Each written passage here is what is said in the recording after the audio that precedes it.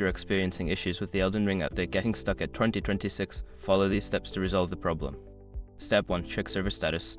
Visit the official Elden Ring or Bandai Namco social media pages or website to check if there are any ongoing server issues or maintenance that could be affecting the update process. Step 2. Restart your console or PC. Power off your gaming console or PC completely, wait for a few moments, and then turn it back on.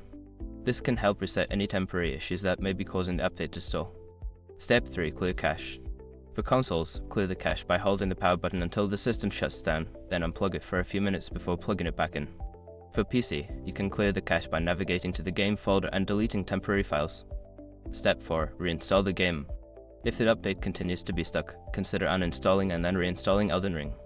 This can help ensure that you have the latest version of the game without any corrupted files. Step 5. Contact support. If none of the above steps work, reach out to Bandai Namco's customer support for further assistance. Provide them with details about your issue, including any error codes you may have encountered. By following these steps, you should be able to resolve the update issue and get back to playing Elden Ring.